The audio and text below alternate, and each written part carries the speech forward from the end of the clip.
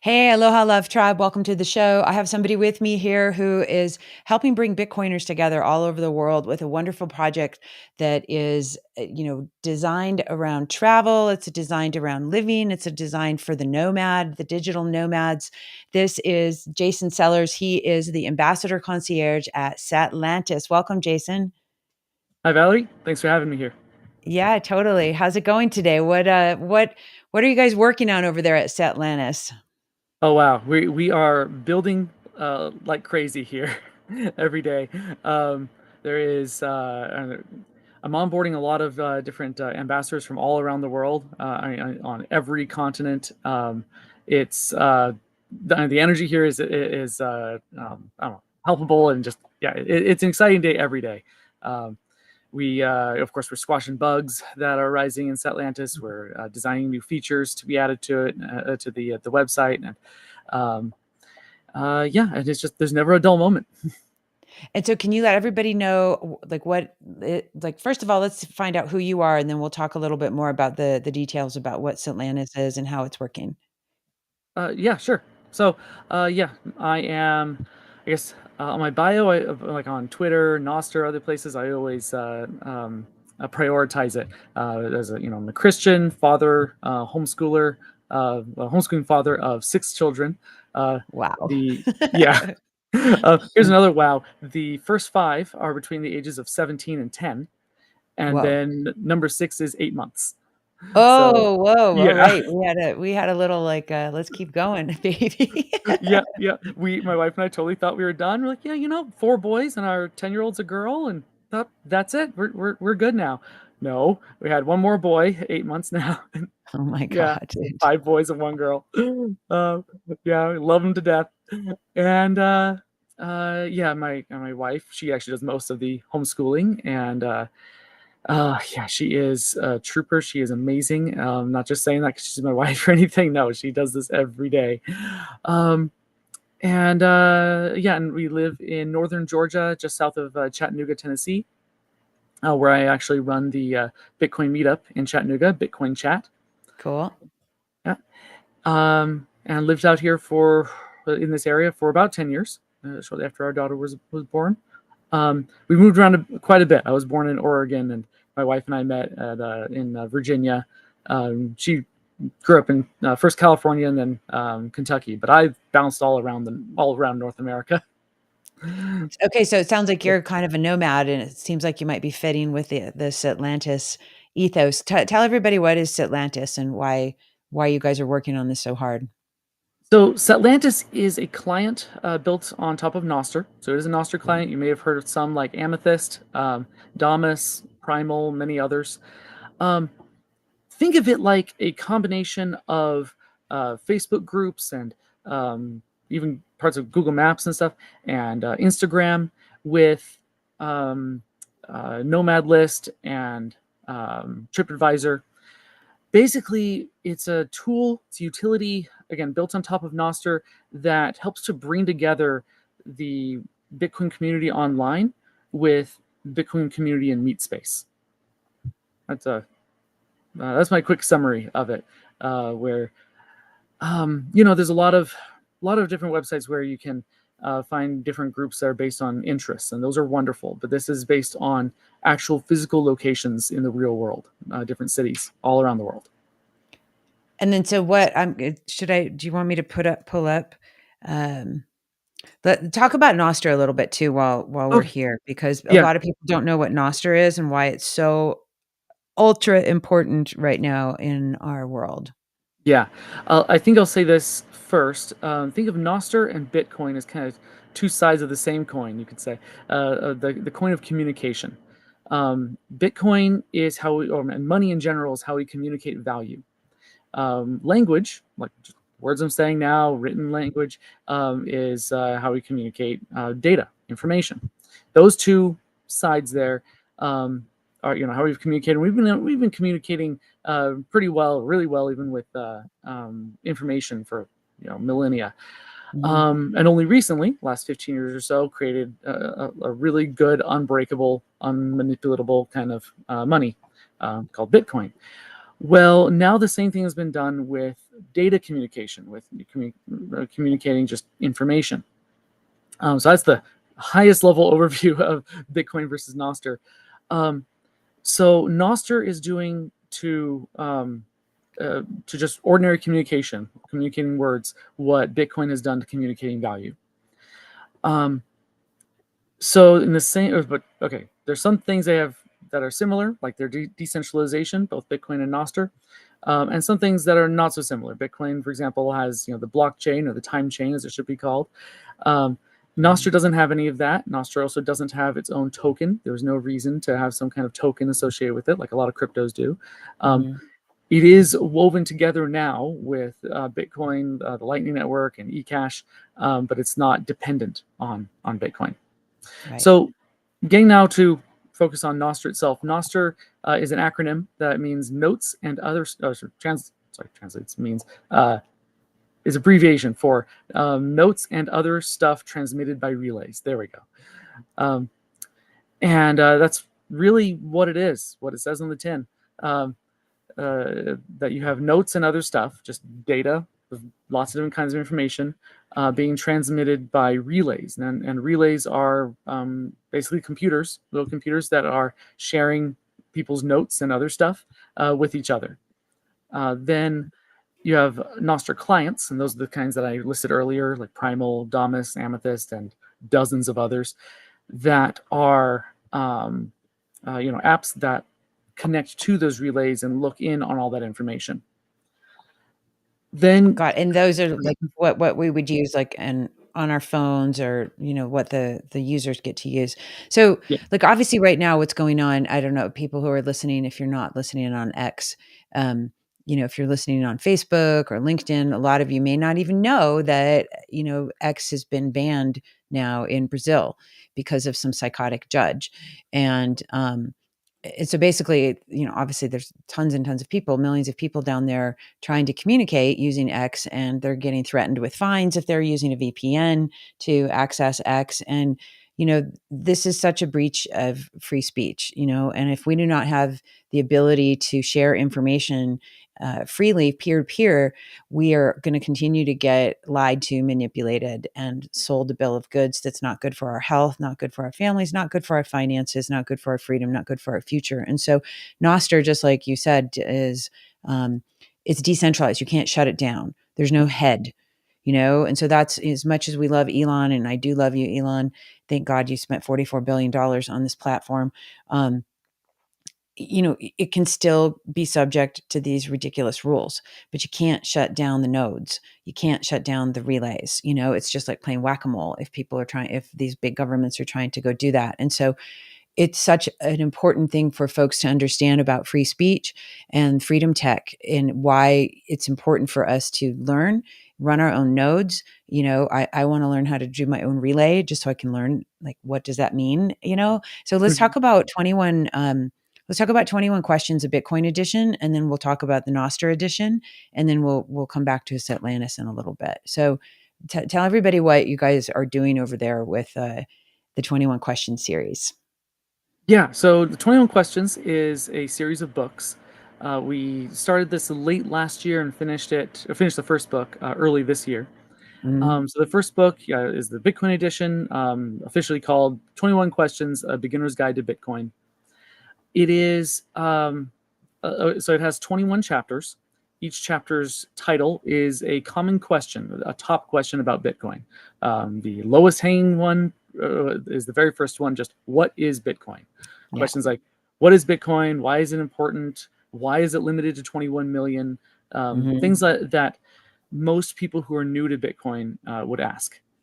Now, back then when I worked on that book, myself, Alex Svetsky, and the rest of the team, we were all working on a project called The Spirit of Satoshi.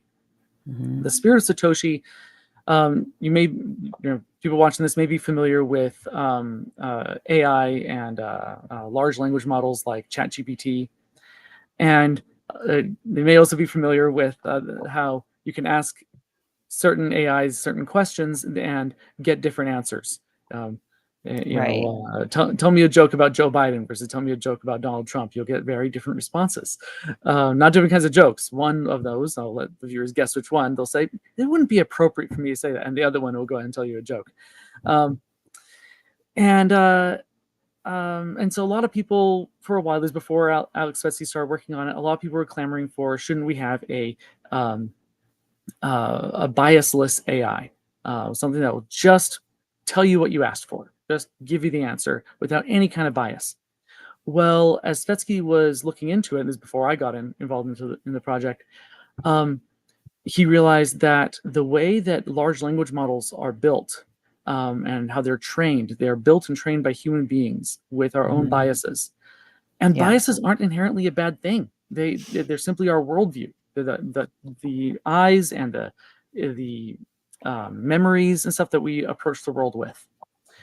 And all those get unavoidably embedded into AI. And so he thought, well, if we can't have one that's completely perfectly neutral, then what if we kind of, I guess, counterbalance, build one that'll balance out some of those more woke models, and build one that is on more the other side of the spectrum. And so that's where the idea of the spirit of Satoshi was born.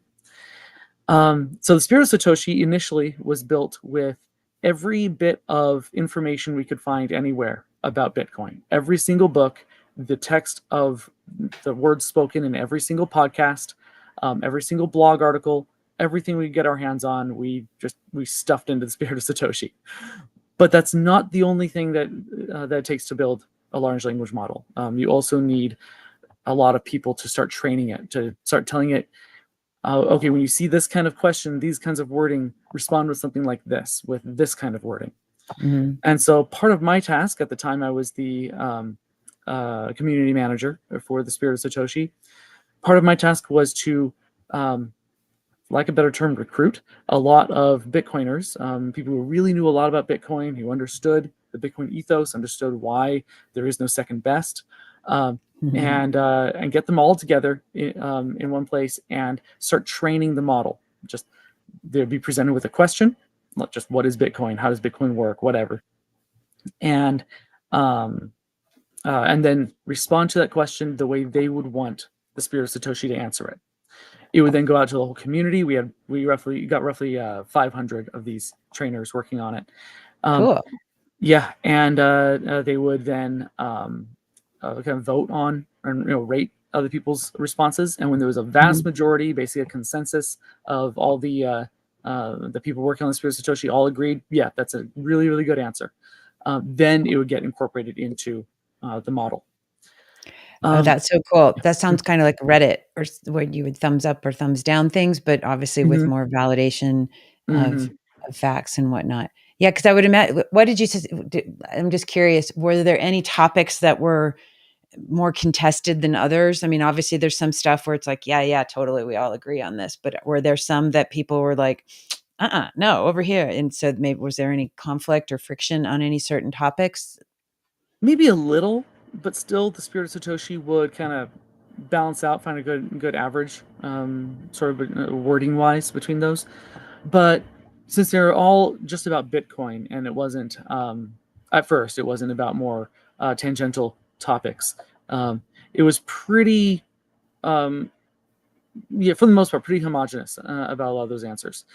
Then when we started to branch out to other topics that Bitcoiners care about, carnivory, or seed oils, a lot of the as we just before we open sourced it to the whole community, we added a few other topics to it, like um, let's say a lot of the controversy going on right now about gender and sexuality and stuff.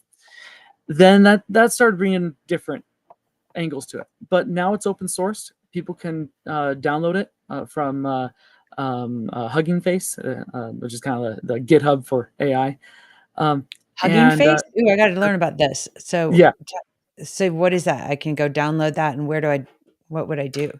yeah, well, yeah. You would search for Spirit of Satoshi. You can download it onto your own machine, especially if you have a machine that can run your own instance of the Spirit of Satoshi, and then you can change it, train it, build it up however you want it. It's completely open source now. I've heard there are a few people doing this, at least of that I've heard. Yeah. Okay, so I'm on Spirit of Satoshi. I'm going to bring this up because this is curious to me. So I'm on Spirit of Satoshi .ai. whatever, .ai. Yeah. So here, let's share the screen instead because I have a screen share I can do. Uh, all right, come here, Val. Screen share, Spirit of Satoshi. Here we go. Okay, so what do we do? Yeah. So actually, scroll down just a little on the screen. Hold on, I'm going to go over here. Very good. Shut this thing up here for a second. Okay, cool. Let's check it out. So we're going to scroll down. So we're on This is going to be announced. spiritofsatoshi.ai. Yep. Okay. And how to get access. So here it tells about how to download it, and on Hugging Face. So that link will take you straight to Hugging Face. Now, I'm personally not familiar with all the different parameters you would need to hardware wise to run this. Other people who are smarter than me know that kind of thing. Okay. But I know you need a lot of GPU power and something better than the laptop I'm running right now. That's for sure. To run it. Okay, so it says you can try it out here, and you get the best experience, or I can run it myself and download it. So let's go here. Yeah. Can I try something out? What happens if I touch it? Ooh, app. Okay, I don't want to sign up for anything right now. So, okay, I want to play with this a little bit later because this seems super fun and yeah, I want to check it out for sure. But I think it's so important. It was so funny earlier today, Jason. I was on one of the just one of the Twitter spaces, and Alex Jones was having an interview with ChatGPT 4, and so he was asking, he had his producer and all that on the thing, and he here, we're not going to do that. Hold on. He was just asking all these different questions, of course, and I want to do something, I think, where, because you said, if you ask one question to 5 different, chat bots or AIs, you're going to get 5 different answers, and sometimes vastly different. Like, I don't know if you've been seeing the stuff on that there's I think it's Alexa, and she's saying that President Trump wasn't shot.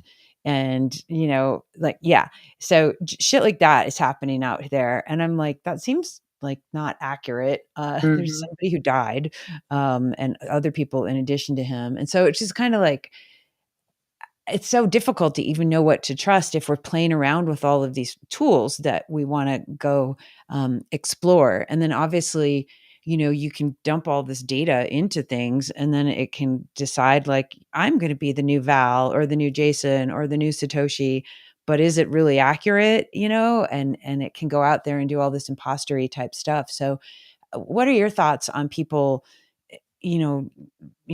protecting themselves against false information, and who decides what is false information?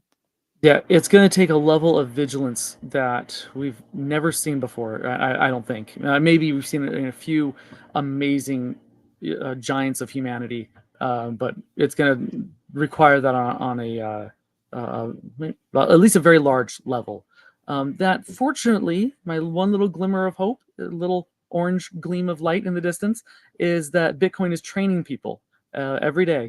Every time the price goes up and every time the price goes down, and every time another block is found, it's training people more and more, not only to have diamond hands in that sense, but to have diamond-like integrity, to to really actually. So okay, I have kids. I said earlier I have kids. We actually recently watched an episode of the most recent episode of a cartoon show called the Tuttle Twins. Oh yeah. Okay, cool. Yeah, on Angel Studios. Highly recommend it. They have a Bitcoin episode, and I heard at Bitcoin 2024 that they are coming out with a second Bitcoin episode later on this year, late this year, or maybe early next year, sometime this season. Anyway, and the most recent episode was actually about that they're about conspiracies, some real ones, Operation Northwoods, and things like that, and some. Well, they come up with a fictitious one for the show that sometimes it's not quite that much, but the kind of vigilance and care and taking things that aren't too take things not too literally. Now, the Tuttle Twins is actually for the book. I see that you're sharing here. If you go to angel.com, angel.com. Mhm. It's for Angel Okay. Studios. Um, yeah, we like them, and they do a live stream every time there's a new episode of the Tuttle Twins. They just live stream it on YouTube. Okay, got it. Yeah. Cool, cool, cool. Oh, and The Sound of Hope. Okay, cool. So, Mhm. yeah, this is super important, I think, too, and like, let's talk about our kids for a sec because Yeah. obviously they're, as Whitney Houston's song, I believe the children are our future. Teach them well and let them lead the way. If we're not giving them appropriate and accurate information and teaching them critical thinking and teaching them how to learn and how to question what they're reading and not just, oh, well, somebody in authority said it. I'm supposed to just, they're smarter than me. It's like, no, question everything, especially now, and so obviously you're doing, you and your super wife. I love that you called her that, and I love even in your bio that you submitted to me, that's what you referred to her as. So high five, super wife. um Homeschooling is difficult, and obviously we all had to do that temporarily during COVID. um how are you navigating, the space out there in the big world with your children and teaching them, and how are you teaching them to think critically? One thing I've always taught them is to never hold on to anything too tightly. Mm. Always be ready to eat your own beliefs. Ooh, Um, I yeah. like it. Eat your own Yeah. beliefs, dude. That's a good one. Okay, that's a good quote. Eat Oh, your own good. beliefs. Yeah. That's really what humility comes down to. Like, Yeah. was it Matt Odell who coined the phrase, "Stay humble, stack sats"? Yeah, The Matt. Yep. Yeah, the easy part of that is stacking sats, and hodling it onto it. That's easy compared to staying humble. Yeah. Um, but yeah, and staying humble though, that's that's where the real work happens. And um, I was thinking, yeah. So just always be ready to be wrong. Always Mhm. be searching for more um, understanding or greater understanding, more knowledge. Um, and yeah, like I said, just never hold too tightly. Always hold things loosely. Yeah, I think that's a really intelligent advice. And I think the humility part for all of us, I mean, our egos are designed to protect us and to give us this, okay, I can go out in the world and operate with this identity and this set of beliefs and how I'm going to do things. But so when the ego gets questioned and gets, threatened of where it built all of its worldviews and how it wants to go out and act, um, it puts up a pretty darn good fight for most of Yeah. us humans. I don't think Oh any of yeah. us are immune from being, having that ego, and it does serve a purpose. It's not ego isn't necessarily a bad thing, but it Hmm. has to be tempered, like you said, with humility, because how on earth can we even grow as individuals, as families, as communities, as societies if we're not willing to receive new information, digest it, synthesize it, and then put it into new action? And so I think right now a lot of people, because of the I call them the powers that be, the Kraken, the Borg, they want to keep us divided so that we're easier to control. And so when you have that tribalism of, us versus them, whether it's politics, whether it's religion, whether it's the seed oils, whatever, Bitcoin versus crypto, you know you can keep the masses distracted so that these powers that be are, causing some real damage to the whole world, whether it's the environment, whether it's systems, whether it's, individuals. And so for me as a mom too, I'm always trying to teach my kids, like, don't take everything at face value, and understand what the incentives are for a certain behavior or a certain campaign or certain, whether it's follow the money, follow the power, who's going to benefit the most from this.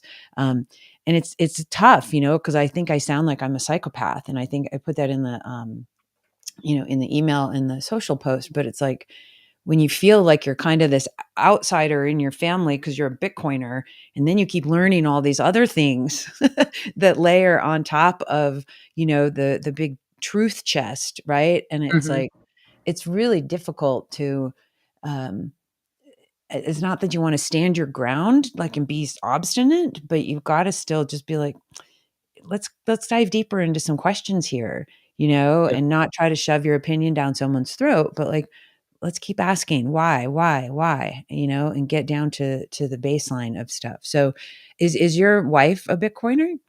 Oh yeah, very much. So I everybody in wasn't your family is a Bitcoiner. Everyone in my immediate family, my wife and kids, yes. Cool.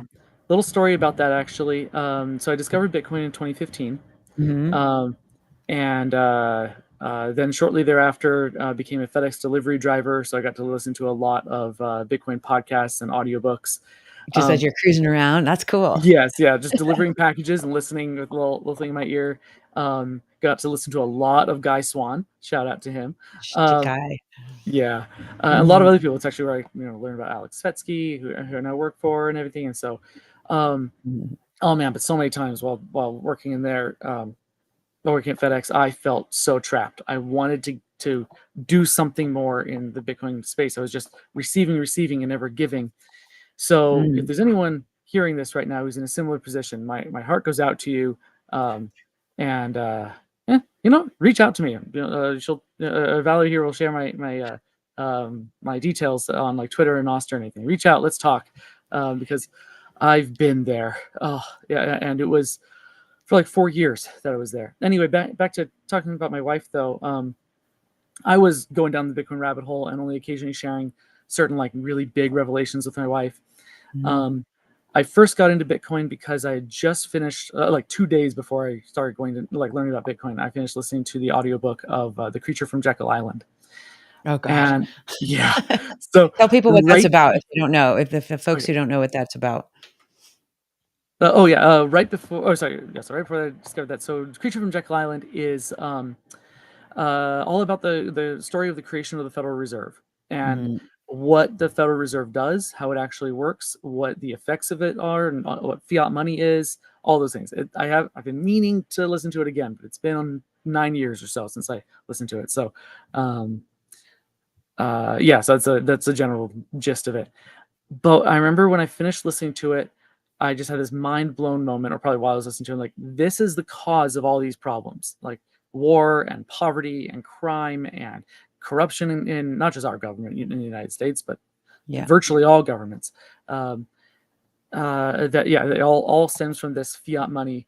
And so then I really got on the end the Fed train for a while, and still kind of am.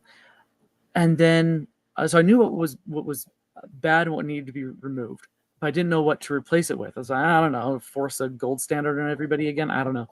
2 days, literally 2 days after I finished listening to that, I stumbled on a short little article on MarketWatch.com all about Bitcoin. Just a really short little article, and I thought it was a scam at first. I thought it was something kind of like a new a Nigerian prince thing, but I was wondering, why are they talking about that on here?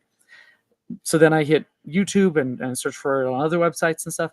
Started listening to Andreas Antonopoulos, Mm. and went down the rabbit hole. And about a week and a half or so after that, a week and a half, 2 weeks, I was like, this is the answer. This is what we replace the fiat system with. So that was the Yeah. reason why I got into Bitcoin, for more of those political reasons. And I'll get back to talking about my wife in a minute here. But I was telling her those kinds of things, and she was totally on board. She's like, "Oh yeah, that completely makes sense." Um, then when I read or listened to the Bitcoin Standard while I was a FedEx delivery driver, um, I got my new reason for loving Bitcoin, and that was when I learned all about time preference. I've loved Mm. the idea of personal betterment of us, trying to become not just uh, what's it called again? Like self improvement, not like just kind of Mhm. general self improvement. Those can be nice, but a lot of those are just kind of feel good, but not Yeah. really don't really produce a lot of fruits.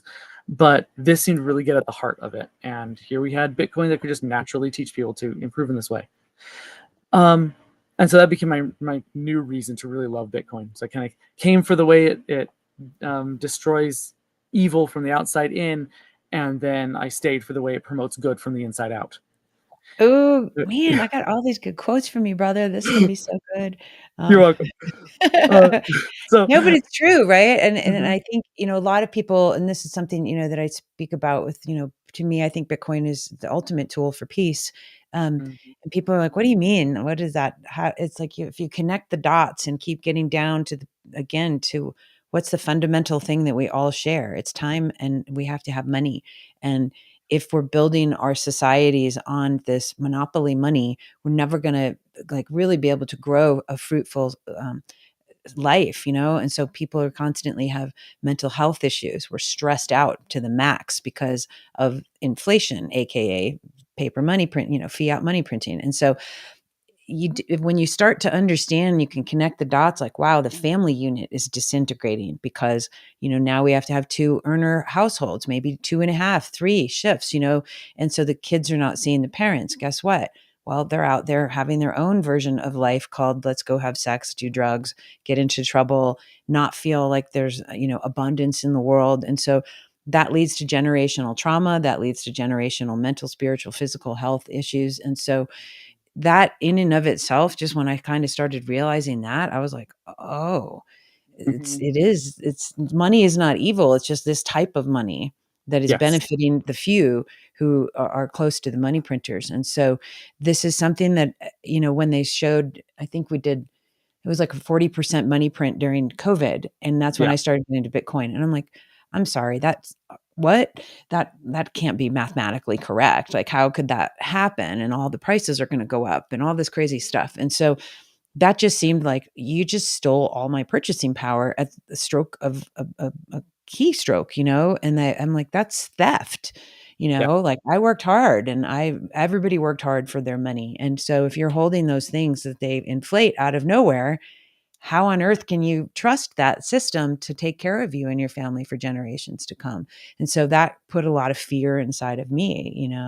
Um, let's talk about, I Or love, real quick, oh yeah, go sorry, ahead. let me finish that story just real quick there. So, Oh yeah, because we have to talk about your wife. yeah, yeah. Yeah, Um, sorry, super wife. no, no, no, you're good. Yeah, and so I go home a lot of times when I have these mind blown moments, and my wife and I would talk to midnight or beyond, and just about these kind of things, and she would listen politely. She's a quieter person than I am anyway, but when she speaks her mind, and she really means it then, but she kind of stays more reserved for a while. Um, then the moment of truth happened in March of 2020. Anyone who's been Mm, in Bitcoin for longer than that will know what I'm talking about immediately. There was a huge crash. Bitcoin's price went from like 9,000 something to 4,000 something. I think in some mm. exchanges like the high 3,000s.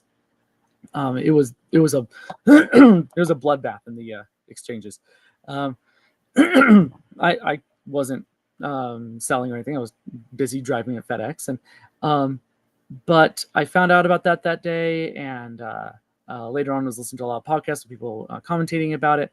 But I felt pretty scared. Not scared, just nervous. I was pretty nervous, especially to bring it up with my wife, because we're not traders. We don't trade it at all. We've been hodlers for since 2015 or so, and so I I brought it up with her, just saying, hey, there's this this happened today, and I was nervous about her reaction to it. And I remember she's kind of looking down for a moment. She goes, okay, so what you're saying is we can buy more now. I knew it. I had a feeling super wife was gonna say that. Yeah. And I was like, oh, I love you so much. Yay! We're gonna be Yeah. together forever and ever, no matter what. But yeah, before then, I was pretty sure she got it, that Yeah. she had swallowed the orange pill. But Mm. that was the moment when I was like, oh yeah, I like that's when I really knew it. Oh, that's genius. I love uh, that so much, dude. That's, oh my god, I love it. Svetsky. yeah, Red yeah, smiling face, red smiling face. Yay, Svetsky. I love your red smiling face emojis. Oh my god, I love it. Um, hey, so I wanna talk about this, though. This is something that, let's segue into this because you were talking about folks reaching out to you who might yeah. be, feeling that they're missing their purpose or might be not on target with that in life. So, let's talk about your handle, Geeky Guy, and let's talk about your Ikigai, because this is something that I'm a firm believer in. Um, and when I do work with people, I have them run through this. And so, tell me about, like, why did you choose this as your handle, and what's your Ikigai? So yeah, and I'll explain Ikigai as well. Although I've been told that the Western understanding of it is different from the original, more Eastern understanding, but like it's slightly different in Wow. some nuanced ways. But when I was a FedEx delivery driver and just listening to podcast after podcast, I learned about Ikigai. It is basically the like a four-way combination. Let's see if I remember them all. Of what you're good at, what the world needs, um, what you like to do, and what the world is willing Yep, to pay you for. exactly. Um, yeah. Um, and oh man, I have bounced around to a lot of different jobs before. Some of them, the reason why I left them, or except for one, there's only one early on that I got fired for. And I know I'm saying this with Stetsky on the line, right? But one long time ago, back in 2006, or sorry, 2007, they got fired for because there's a coworker who lied about me, and I worked there for like 3 months, and they're like, yeah, yeah, and I was taking care of people who were born with mental handicaps and needed like someone to Mhm. stay in their home with them and help them out. But I was bouncing around different jobs because I didn't know what I wanted to do, like what career I would do. I've done landscaping. I did that job that I mentioned there. I've worked in grocery stores. I've been FedEx delivery driver. I've done so many different jobs. And never really found something that I could really stick with and be like, this is what I want to do. This is my Mhm. career. Um, it was always something that, yeah, and it just would pay the bills. I would leave those jobs for various different reasons. For example, at FedEx, I started getting these really terrible headaches here on the side of my head, either side. They're called Mhm. cluster headaches. They're similar to migraines, but just over a small area about that big on the side of my head. Um, I talked to several doctors. Everyone told me, and everywhere I researched also said that no one knows what causes them, but they happen to be the most common among white males between the ages of 25 and 40. Wow. And so, yeah, it made it so I couldn't sleep, and so it made it so I couldn't safely drive for FedEx, and so that's why I had to say, okay, I gotta leave. I gotta go do something else. And that was late 2021 when I did that. Oh, perfect. Yeah, Ikigai right here. So when I yeah, when I learned about Ikigai, I knew, okay, what's something I love most? Well, I was like, well, Bitcoin. And what I love to do about it, I love to teach people about it. In 2018, when I was delivering for FedEx, and I just felt like I was stuck in an eggshell and just wanted to just burst out of it. I got creative. I'm like, well, what can I do with what I have right now? Like, well, during my free time, during when I'm at home or something, um, I can. So I was on this website called MeWe, MEWE. It's a social media platform, a little bit like Parler and Gab, where they promise they're not going to censor you and stuff. Not decentralized in the slightest, or anything like that, and built very similar to Facebook. Well, I created a group on there all about Bitcoin, where I would post news, I would answer people's questions. I try to make it this like open, welcoming community where people could chat on there and post um, Mhm. comments and things like that. Where I could answer people's questions about Bitcoin, and then other people got on there who also knew a lot about Bitcoin, and they would also help me to share. We'd share like, hey, I really like this wallet. You should check this out, or um, maybe our thoughts about the market, anything like that. And so I was able to be like, okay, this is definitely a good passion. This is I love this, and I'm good at it. I'm good at teaching people about Bitcoin, and the world definitely needs it. But how in the world can I get paid for Mhm. it? So I had 3 out of the 4. Um, And so I knew what I wanted my ikigai to be something in Bitcoin where I could be yeah, teaching people about it, but later, much later, I had to ask myself the question, why do I want to teach people Yeah, I about love that. Bitcoin? Um, and yeah, and it came down to, well, I want to help people get on a Bitcoin standard, but again, why do I want that? I want people to lower their time preference on their own, at their own pace, because that helps to build a better world. That helps to um, make civilization work, um, and work and get fixed a lot better than how it has been. Um, And trying to think here, how else can I put this? I was lives. Nice. Well, what I said earlier about also feeling trapped, and I wanted to reach out and communicate with people, um, and I just felt so stuck within the walls, the confines of my delivery truck. I tried talking to people at work about it, like when we were packing up our trucks early in the morning. I tried even talking to some people on my route about it. Sometimes I got in conversations with them and got all the typical normie answers from them. And yeah, didn't I was trying to evangelize and recruit people into Bitcoin and stuff, and it just didn't work at all. Well, um, the group though that I created online that helped to kind of scratch that itch, you could say. Well, then when I left FedEx and I was looking for work, I also spent that time like, well, I'm not working a full time job right now, and while I'm looking for something else to do, I'll go ahead and start a local meetup. Well, first, actually, I looked for a local meetup that I could join. Found one that was very crypto focused. That was talking about, okay, which crypto should you jump into in order to make some more bucks and then sell later. So a lot of like DeFi and just all those kind of things. So, went to one of their meetings or part of it before I was like, no, then left partway through, and so created my own meetup that was a very Bitcoin only, Bitcoin maximalist focused. Other people are welcome to join, but the discussions are going to just focus on Bitcoin um, and the reasons why Bitcoin only. And so yeah, started that in late 2021. Been doing that ever since, once a month, and now we got a good group there. And what I realized early on was to put it in a really simple term, I was looking for friends. I was looking for people to connect with. Yeah. I was looking for my tribe. Yep. Um, well, after doing that for a little bit, for just a few months, then I found this is all leading to that last bottom circle there. What you can be paid for. Hmm. Um, I had heard about this one app called Noah. It's a Hmm. Bitcoin wallet. They're really aiming for a lot of people like to their main demographic they're kind of aiming for are people in developing countries to be able to get onto Bitcoin in a really good, easy way and use on chain and Lightning.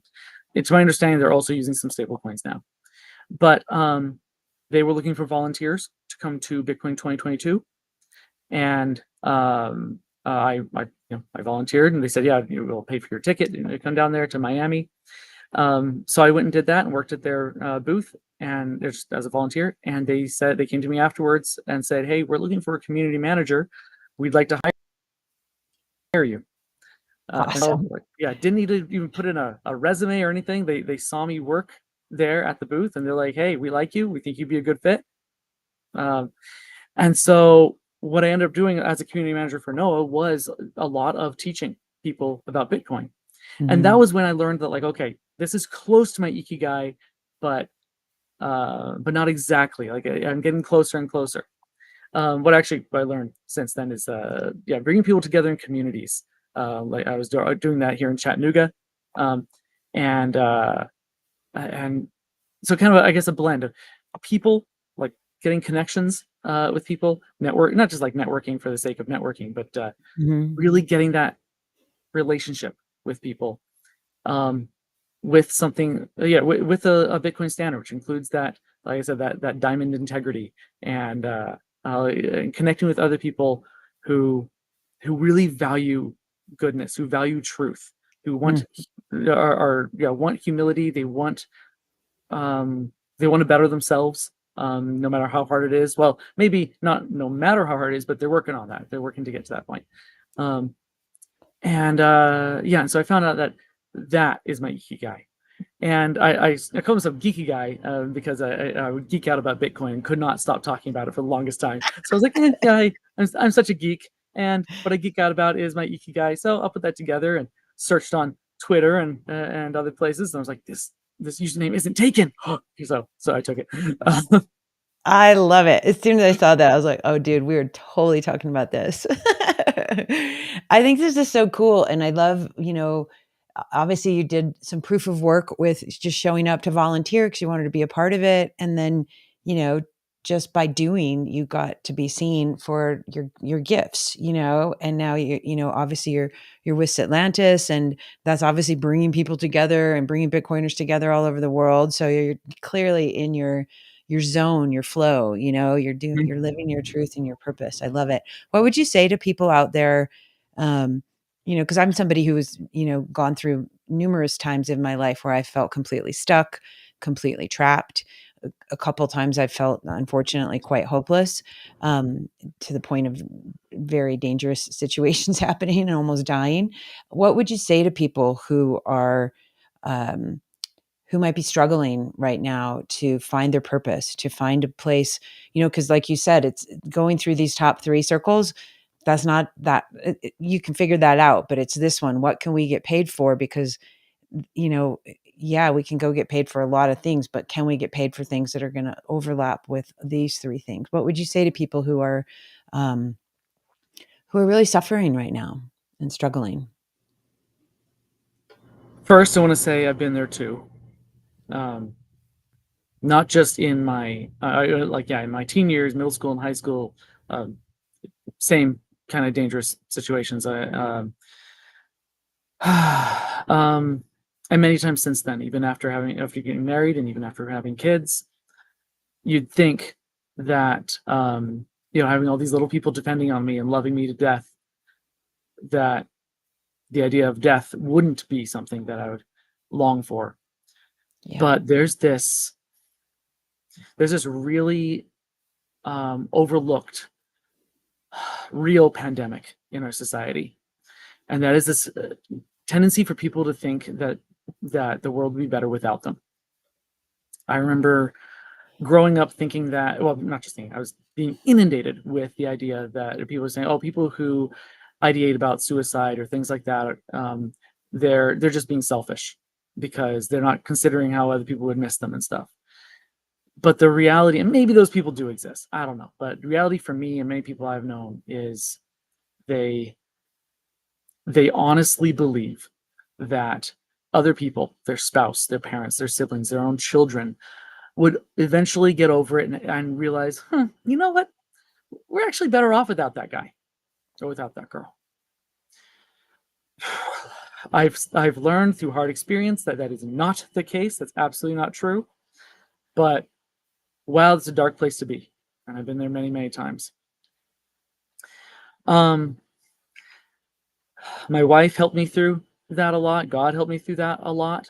There was no one quick solution to that. Um, One thing that I discovered only recently, actually in the last couple of months, was that um, when I don't let myself analyze myself so much, when I'm moving forward, building, um, getting stuff done, but not for the sake of just getting stuff done. I don't want to become a workaholic, but um, oh, when I'm okay, there's this thing I noticed many, many years ago when I would mow the lawn as a teenager at my parents' house. Then as I got my own house, I would see this messy lawn with all this long grass, and I just kind of notice it, whatever, and then I start mowing the lawn, and then I would take a look over my shoulder afterwards as I'm putting the lawnmower away at this pristine, not to my own horn or anything, but nice, even lines and everything like that, and it looks really, really nice, and I'm like, oh. I just feel so good about that. Not so good about myself. Oh yeah, I'm so great. I'm a great lawnmower. No, but just looking at the difference. The same thing if I see someone who was struggling in their marriage and they were also struggling with drug addiction, maybe pornography addiction or something like that. And I'm their friend and I boost them up and I just help them out a little bit. I'm just there. I'm not doing it. They're the ones doing the work, going through that change. But I get to see the before and after with my own eyes. That's the point I'm trying to get to. I see that before and after, and there's just this magical feeling that like shining a light in a dark place or lighting a fire in a cold place. Something it just chases that dark feeling away. Of everyone else would be better off without you. Um, Enough of that over time can start to have a permanent effect on um, on that negative feeling, that voice in the back of our head saying everyone else will just be better off without you. Um, and so I guess, yeah, keeping your eyes open, looking for needs, looking for the long grass around you that needs to be mowed, Mhm. metaphorically and maybe literally. Um, Looking for other people that need help, um, and connecting with them. I don't know, anything like that, just any need like that, and getting to work and get to a point where you are, yeah, maybe not workaholic and neglecting your kids and neglecting other things about life, like neglecting sleep. No, that's not what I mean. There's a midway point though between that and just kind of, lazing about, and we're not lazy about it, being lazy. That's not the right word, but feeling sorry for yourself and just feeling hopeless. Um, I don't say feeling sorry for yourself as like a, I don't mean to be judging and talking negatively about people like that, because I've been there so many times. But there's a midway point where you are working hard enough that you don't have time to be thinking about yourself. You don't have time to be thinking about if you're messing up. Um, you don't have time to, yeah, to be wondering, yeah, is actually a better way of doing it. You can think about those things later when you're getting ready for bed at night or something like that. But when you're actually working, focus and work on that. Um, Work on your craft, build something, create something new, find something that other people might like and that you think the world will benefit from. Then, so that like those first three circles, those top three circles on that chart, um, and then offer that to people at first for free, um, and then yeah, there it is again. Um, Yeah, and then as people notice that, and as people know that they need that, at least it worked out for me. This isn't a one size fits all solution. This is just me rambling right now. Um, they'll notice that and offer. They'll say, "Hey, we're looking for someone who can do this," um, and yeah, and then you won't get so bogged down with yourself. I've gone through a lot of feelings of what's it called, imposter syndrome. And every time it's because, yeah, every time it's because um, I'm thinking too much about my own self, about my own weaknesses. Yeah.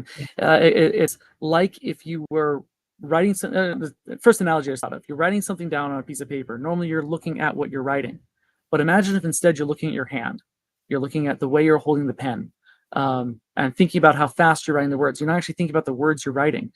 That seems nonsensical, but so many of us do that in our lives. We are considering while we're doing the work, we're thinking about how well we're doing that work. I still struggle with this daily, but if I'm working fast enough, if I'm just zoned in on it enough, then I don't have time to think about what my hand is doing. I'm thinking too much about the words that I'm writing, the actual job at hand. And that can work. That can be for your job. That can be just when you're spending time with your kids. It can be at church. It can be at school. Just life in general, having that kind of focus.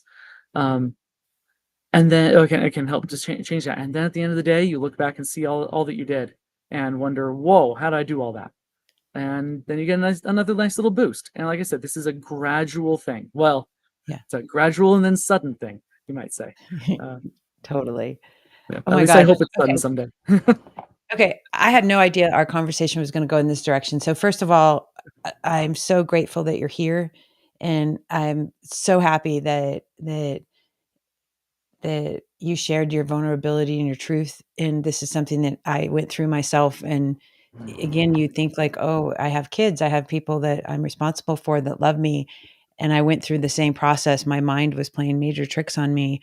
Um, and I thought people would be better off without me. It'd just be easier not to have this messy person around, and I mean, gosh, I'm so glad that we're failures in these departments, like that we were wrong. Um, I mean, it takes so much courage to talk about our stories, and share our truth. But, there's so much shame and stigma out there with, not having it together and looking at social media or the other things that are happening in the world. And you think like, okay, well, this person's doing this and I'm over here. I must really suck, or whatever it is that we're thinking in our heads. Um, And certainly the young people are polluted constantly with, your butt's supposed to look this way and you're supposed to have a Ferrari, and all the things that are just false. And so, then you go through life having this comparisonitis of where you're supposed to be, and you're not connecting with God, you're not connecting with that divine life force that gives you everything, and you're thinking you have to go do it yourself, and your ego plays these tricks. And um so I think it's really, really brave and powerful for you to have shared that. And I'm just going to plug it right now because I'm starting a project that was gifted to me by God 8 years ago called Snap Goes the Human. And it was originally Snap Goes the Mommy. And I was like, oh, I'll just tell my story about falling apart and having my midlife crisis and suicide and alcohol and all the shit, sex, everything, divorce. Um, and then I just recognized, I was like, this isn't my story. There's millions of stories out there.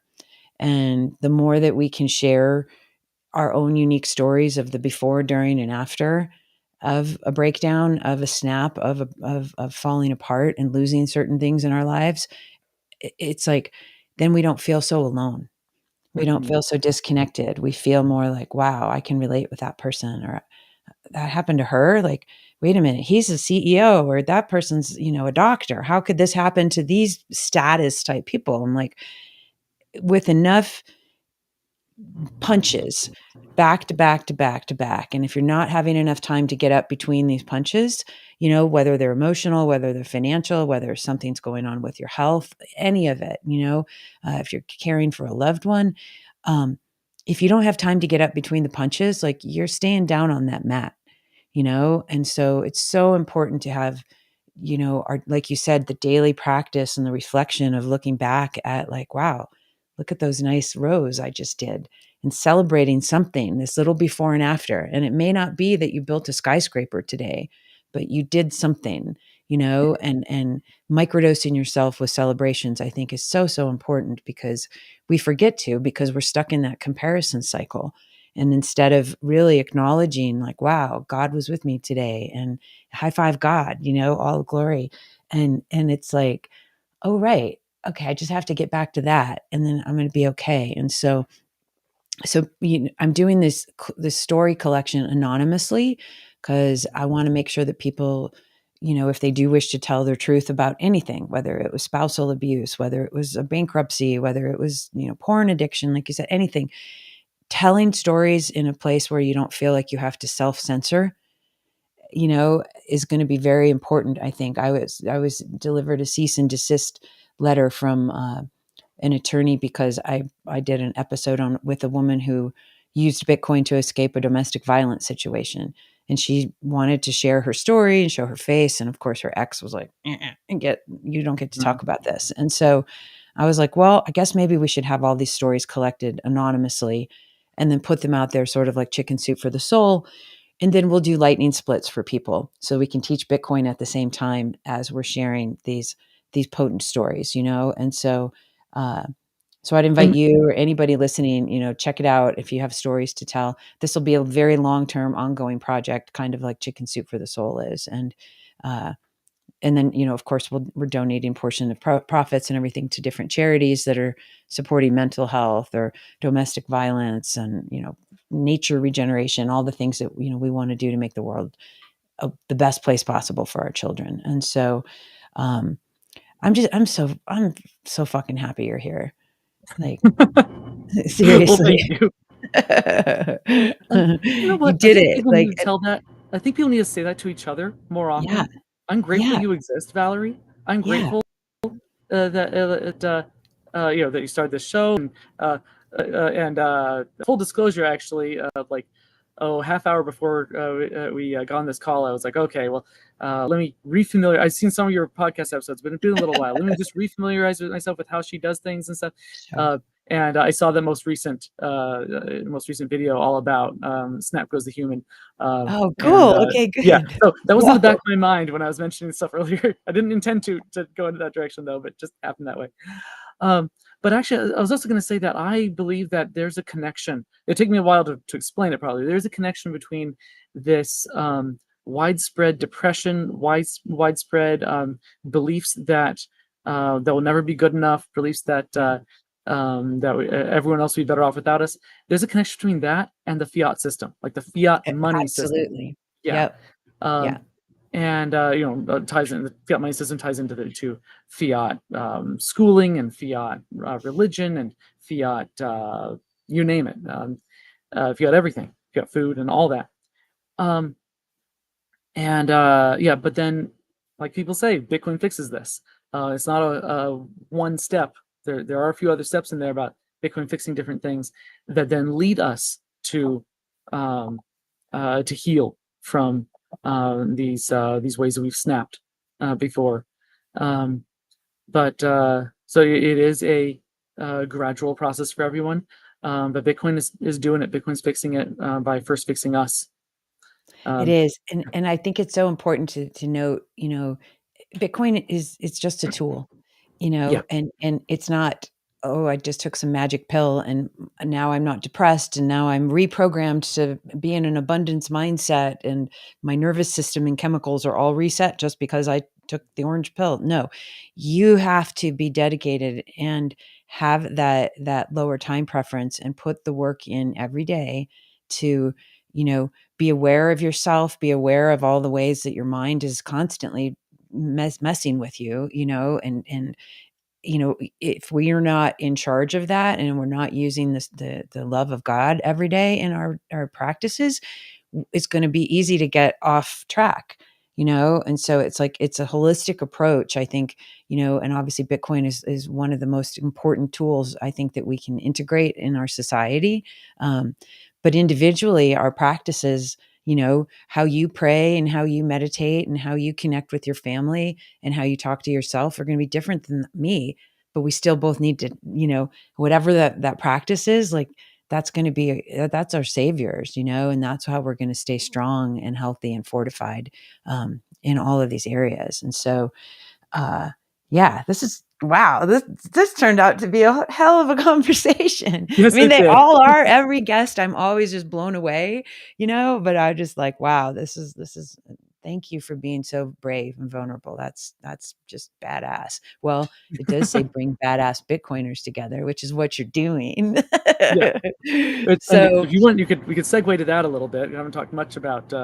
I talked about Atlantis, I guess, a little while ago, but early on. But well, let's pull it if, up. I'm going to pull up Atlantis, and then we'll wrap it up here in a couple minutes. So let's pull back up Atlantis. I'm going to pull up the website, and we'll share. Uh, I want people to see what how Atlantis can help their world be a more happier place. yeah, Okay, here we go. So here's Atlantis. Okay, so yeah. here's the home screen of Atlantis. So yeah, why don't you tell everybody kind of like the concept, and I'll click a couple of buttons, and you guys can show us, or I can show them. So, like I said earlier, it's this kind of mixture of the social aspects of like Facebook with Facebook groups and stuff, with Mhm. the world connectiveness, I guess, of things like Nomad List and TripAdvisor. So, Mhm. actually, go ahead and search in the search bar. Let me show you a really good example of a city. Search Vancouver. It's in Vancouver, British Columbia. So you search the city. Let's say you wanted to go visit Vancouver. It Okay. has a little about blurb right there. You can see the people that are in there. Now, the people with little crown Mhm. badge next to them there, those are the ambassadors. So Oh, got it. ambassadors, Okay. yeah, they are people who know their city really well. They are leading their community, especially like with Bitcoin and things. There's natural born leaders and people who want to just do something to help out, help bring people together. And so those are the go-to people. If you're like, hey, I'm going to be visiting, I need a good hotel and a good restaurant, and where would you recommend I go? Um, what you're looking at now is the feed. Now remember, Satlantis is a Nostr client, and so it has it's built on top of Nostr, and all these posts you can also find them on things like Primal or Amethyst. But these are all ones that either if someone posts it through this page, the Vancouver page, it'll Mhm. show up here on this page and not on any of the other pages. And then, but then you can also find that same post on other or through other Nostr clients. So Um, let's say, just for example, I just want to make sure mhm, I get it. Like, so yeah. let's say Curtis posts this thing here 3 months ago, whatever. This is a cool picture. If Hmm. I go to his feed in, let's say, Primal, Hmm. it's going to also be there. Yep. That picture, the text underneath it. Got Yep. it. Okay, It'll all that's be right super there. cool. Yeah. And then all the The stuff other, here. So oh, the merchants, like, let's talk about the merchant stuff too. Tell me about this. Bitcoin's accepted here. This is so cool. So are you guys working with BTC Maps with well, Nate, we are. Hmm? with I'm sorry. Nathan? And yeah. Oh, we're working on putting together a lot of different merchants, a lot of different locations, based on lots of different metrics, and not just if Bitcoin's accepted. Got it. There are Yeah. a few, not all of them that accept Bitcoin are on this map yet, um, but we're putting together a bunch of different locations that we believe would appeal to Bitcoiners, even if they Mhm, don't accept Bitcoin. mhm, So, such as if they accept Bitcoin, or maybe they have a carnivore menu, or they advertise that they're seed oil free, things like that. mhm. Um, and then we're getting suggestions, recommendations from the ambassadors, since they are people on the ground, right there, who know their city really well, who are like, oh, stay away from that diner, no, go to this place. This is legit. This one's great. Um, and putting all those on the map. It's still very much a work in progress, but so expect more merchants there on the map, and being able to like sort through them better. Then yeah, these are scores that have come from our ambassadors, as well as a lot of different sources online, where if someone wants to just get a good snapshot of what's good about the city and what's not so good about the city, um, and maybe they're considering moving there, maybe they're just considering a weekend visit, then here's all this information that they can look through and decide what matters to them.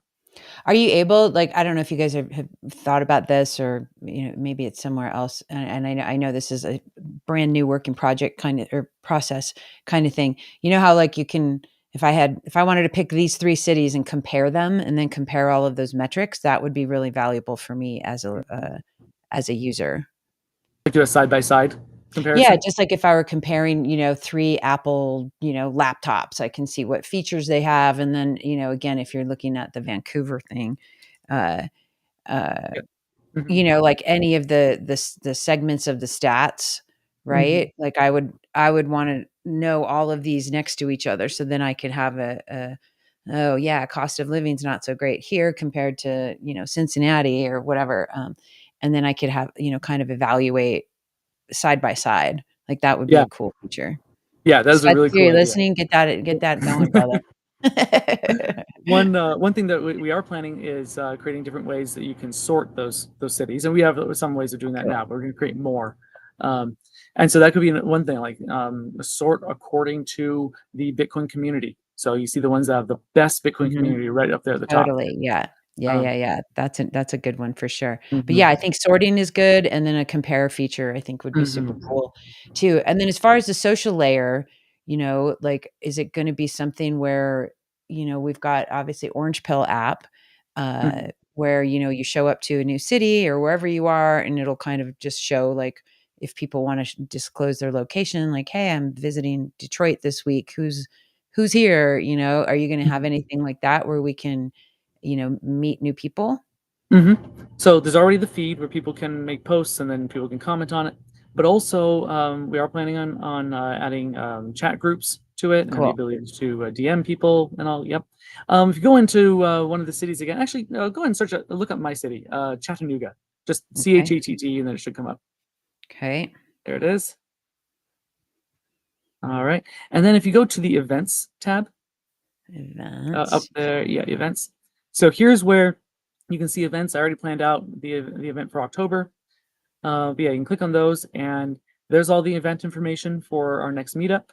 Awesome. Um, that people can RSVP, um, and later there'll be, yeah, we'll be able to like chat and comment and things in there. Um, but that's another way that people can use Atlantis for not just Bitcoin related uh, events, but any event at all. In fact, actually, if you go back now, click past events right there, you'll see that one that says Chia. That was one I set up. Now, if you click on it, it doesn't open. We're working on that bug. Um, but that was an event that I created because there was a back to school party. That is, the CHIA stands for the Catoosa, or Catoosa County, Georgia, Catoosa Home Education Association. That my wife is actually, like I said earlier, super wife. She's actually the vice president of CHIA. Oh, Uh, nice. yeah, and so she said to me, "Could you put this on Satlantis?" I'm like, "Yes, dear, I can." Oh, that's awesome. And then are you guys gonna put, like, things that you can tag? So just like on Meetup, if I wanna look up, a psychedelic meetup or, Mhm. a salsa dancing meetup or whatever, are you Yeah. gonna be able to search for certain tags of things for your events?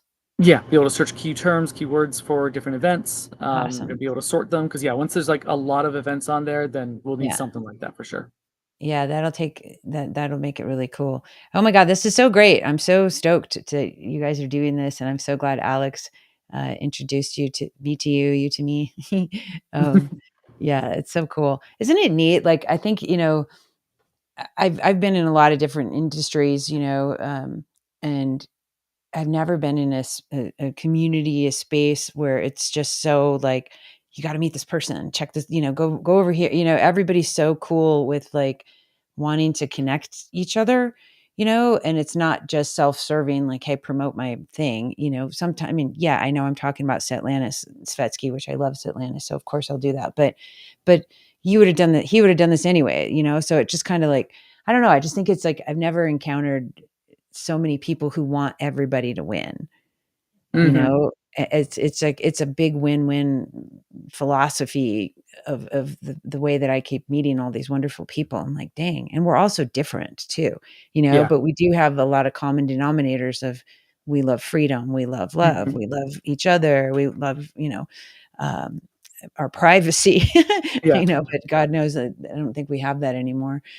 You just reminded me that, for years growing up, I was, some people are militant atheists. I was a, I guess, militant theist, where I Mm, would, fight, online and in person, with people who, were atheists or whatever. Um, and then I didn't for a while. I just kind of phased out of that. Then I discovered Bitcoin. Then there was a person on that group I had talked about before, MeWe, who, mm, the conversation just there's just a conversation going on one of the on a post in the comments, and he mentioned, is like, well, I strongly believe there isn't a God. I'm a very, very strong atheist, and I realized something when that happened. I was like, I don't care that he is like, we're on the same side when it comes to freedom, when it comes to humanity. And I never thought of it before, or for years I never really considered it. And I was like, I love this guy. He, great Bitcoiner, great, Bitcoin maxi. Um, and sure, I hope he finds God one day. But that was, like, I saw the person beyond all that. I yeah, saw this is still a good person, yeah. and he values truth. He values integrity and humility and all those things that I value. And like, why wouldn't I like him? So that's I've seen that kind of thing. All these barriers, all these artificial, dare I say, fiat barriers, are just crumbling down between people. Yeah, it's really, really it's remarkable. I'm so excited to see what happens with, the generation of kids that you're raising, that are getting brought up on a Bitcoin standard, and how are they gonna be, the new leaders of the world in the next 20 years, right? And so I'm really looking forward to, watching this evolution, this love evolution. Uh, and I'm really grateful that there are wonderful people like you and your super wife out there, just doing what you're doing, following your passion and your purpose with your ikigai, and educating and bringing people together. It's so needed and so important. And I'm really grateful to know you, Jason. Thanks for taking time to be on the show. You're Um, very welcome.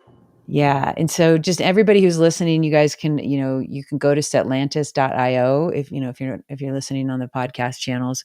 You can also follow Setlantis on X at join Setlantis, Satlantis, and then you can follow Jason at Geeky Guy, which is the best. I swear, you guys have to go check him out. Oh. Any final words for the audience? Just one more that I should have given you earlier. You can look me up also on Noster, geeky guy at nosterplebs.com. I apologize, I Okay, should have given you that before. okay. Um, Here, I'll yeah, write it up. I'm also Geeky Guy on there. I'm posting a lot about 21 Questions, the Nostr edition. So I did Awesome. earlier in this episode, we were talking about the first 21 Questions book. Thanks, yeah, that's right. Mhm. All about Bitcoin. So yeah, answering the top 21 questions about Bitcoin answered by some of the top people, like 15, 16 different people who are the kind of the biggest names in Bitcoin that you've undoubtedly heard of. And now doing the same thing for Nostr. There are 21 questions, the Nostr edition, and it has essentially the same goal, but this time teaching people about Nostr.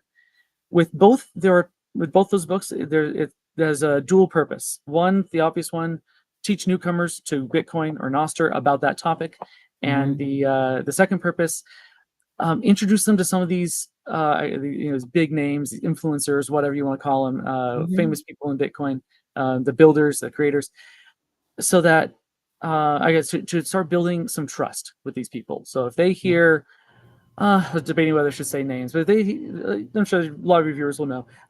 They hear one guy who's famous for creating a certain cryptocurrency, but not Bitcoin or something, and he's saying one thing about Bitcoin, and then they hear this other person who um, who gave a bunch of good answers in the 21 Questions book. They'll be more familiar with that other person. So just helping to kind of funnel people to listen to these people. They are legit. They're honest. They know what they're talking about.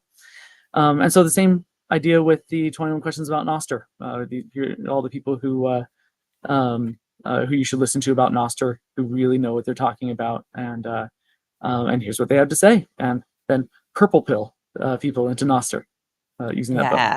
Yeah. Obviously, I like purple, so, Yeah. good stuff. Yeah, that's gonna be important. I think, people starting to understand Nostr. I mean, I'm still, it's so much to keep up with, right? And so for all of us with these, like, avalanche and tsunamis of information, it's, like, great to have people like you and Alex who are synthesizing things down into simple things so that, we can digest it in a different way, and certainly new people can digest it in a different way. But I love what you said about, it's the know, like, and trust factor. And so, the more that we're consolidating the truth, and trust, I think it's going to help, you know, get more people to understand Bitcoin from different lenses. And so this is super important work. Well, thank you again so much, Jason. I think you're awesome. And hopefully I'll get to see you at one of the meetups or somewhere along the Atlantis journeys. I'm looking forward to connecting with you again, and tell your wife, give her a big hug. She deserves it. And I she's, will. I definitely yeah, will. And thank you she's so much for done. having me on here. Yeah, totally. And thanks, Alex, for the intro, brother. We'll talk with you soon. And hey, until next time, everybody, make sure you take good care of yourself. And times are going to get weird. They're about to get weirder. So stay connected to your love. Stay connected to your heart. Stay connected to your truth. And we're all going to get through this together. All right, everybody.